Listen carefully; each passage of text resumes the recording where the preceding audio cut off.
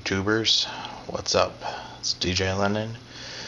It's been a while since my last blog, and I don't know. I really don't know what I'm going to talk about in this one, to be honest with you. Shoot. To be honest, I think I'm going to probably talk a little bit into violence in video games, to be honest, because I recently went to a anime convention in Tampa called MetroCon. I don't know if some of you have heard of it, maybe so, but there was a definitely interesting panel about violence in video games and both sides to the tale, and I'm going to discuss it a little bit. Now, granted, some of these facts I'm going to tell you, I can't remember some of the names, but I'm going to try my best to remember them. Some of the things you first see in video games as violence can pretty much date back all the way to Space Invaders. At that time, that was probably the most violent game on the gaming world at that time. There was no other more violent game than that.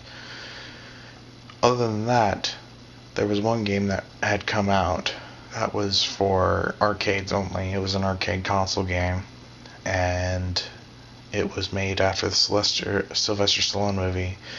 I can't remember. I can't remember what it is, to be honest with you, but it's like something 4000, some weird name. And it's basically the movie where he's going around running people over with cars, some stuff like that. Well, that's what the game was about, and that was our first look at a violent video game. You rode around town in a car, getting points for running people over, almost as if it's a precursor to GTA series, almost. But obviously there was some controversy about it with all the soccer moms and all the parents freaking out about it, and of course the game code's rewritten, and now there's no longer people in it, but there are now aliens, little gremlins that you have to run for points, and now instead of red pixels coming out when you hit them, there are now green pixels. Problem solved, or so they thought. Now when I say GTA, I'm bringing you to a good point. There's been a lot of, should I say it?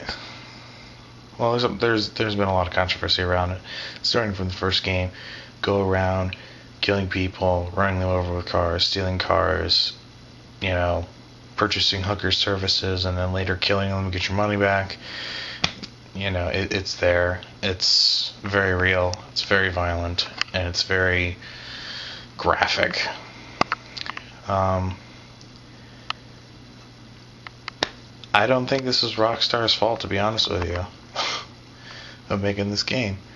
They made a game for mature audiences, and even on the first game, for posters, and on the back of the CD cover, it specifically and explicitly said, this game is not for kids. To me, I think they took care of their part of the bargain. See, this is where the argument goes, where it's also the parents, their responsibility to make sure these games aren't getting in the hands of kids. And also, they're not the only ones at fault either. The companies such as, Target, Walmart, Best Buy, and other electronic gaming retailing services, some of them don't take the measures to protect children from these games. Now, a lot of them are, but some of them, there's some that get through the cracks and they slip through, and then, the enraged soccer moms are freaking out, and we all know how that goes. But you can't just blame the video game companies. I mean, think about it. We pay money to see pornography and watch it and enjoy it for our own purposes. Yet you don't see the disgruntled moms and the parents shooting after the pornography industries for their children accidentally getting their hands on pornography tapes. We don't see that, do we? No. But then again, we have games that have just the same, and that they're shot at because of it. Grand Theft Auto, God of War, etc., etc., etc. Granted, I'm not sure why this form of media is being attacked each and every day, but I couldn't tell you. It's almost the same as another media that which we all now know and love personally. It's comic books.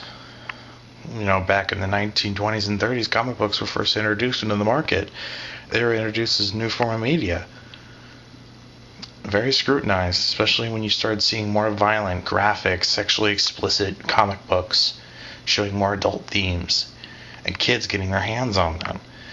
Again, it didn't go over so well. There was a lot of people that attacked those specific industries, which it wasn't technically their fault.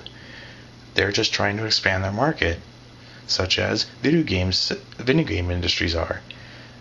Because if you notice the numbers, and if you notice game qualities, games that happen to be more violent, more graphic, more sexually explicit, tend to be better games. Why this is, we don't know. But maybe it's because they actually have a story, a sort of realism to it.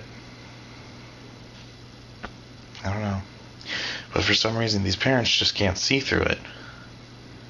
They just think it's some game that, makes their kids act bad and be antisocial and, cause school shootings.